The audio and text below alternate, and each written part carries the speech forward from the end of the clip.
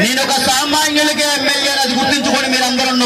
దీనికి మాట్లాడితే ఏమంటారు, ఇంట్లో ఏ టైంలో ఫోన్ చేస్తే ఏమంటారు.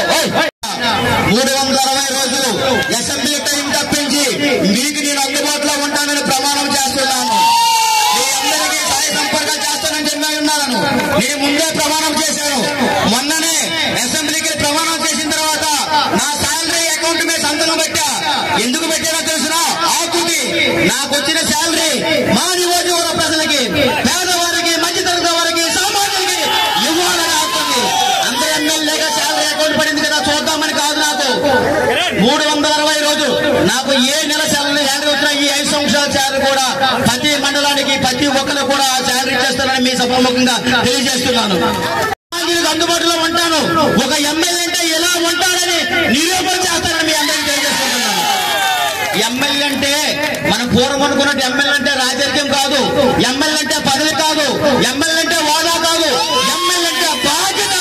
పాతపట్నం ప్రజల తాలూకు బాధ్యత, ఈ నియోజకవర్గ బాధ్యత. ఇవన్నిటికీ నేను కట్టుబడి ఉంటానని మీ ముందు ప్రమాణం చేస్తున్నాను. ఎట్టి పరిస్థితుల్లోనైనా ప్రాణం పోయినా మాట తప్పను. ఎట్టి పరిస్థితుల్లోనైనా పాతపట్నం నియోజకవర్గ ప్రజలందరినీ ఎప్పుడూ లేని, ఎన్నడూ లేని 27,000 పైన మెజార్టీ తెప్పించిన మీ అందరికీ ఒక సామాన్యుడిని. మా నాన్న ఎమ్మెల్యే కాడు, మా తాత ఎమ్మెల్యే కాడు, నేను జమీందారు కుటుంబం నుంచి రాలేదు. ఎన్నో కష్టాలు, బాధలు, అవమానాలు అనుభవించి వచ్చిన వ్యక్తులు.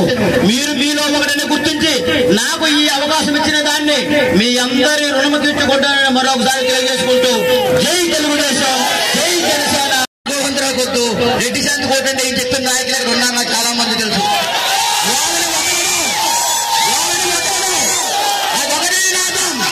వాళ్ళని వదలను. పార్టీ ముసుగులో ఉండి మోసం చేసిన వాడిని ఎవరిని వదలను. కానీ పార్టీ కోసం కష్టపడిన మీగో ఇలాంటి నాయకులు, మన రామారావు లాంటి నాయకులు, చాలా మంది నాయకులు ఉన్నారు. అలాంటి నాయకుల కోసం మాత్రం ప్రాణం ఇస్తాను, ప్రజల కోసం ప్రాణం ఇస్తాను. కానీ వెనకుండి కట్టప్పలాగా వెన్నుపోటీ పోతే మనలో మాత్రం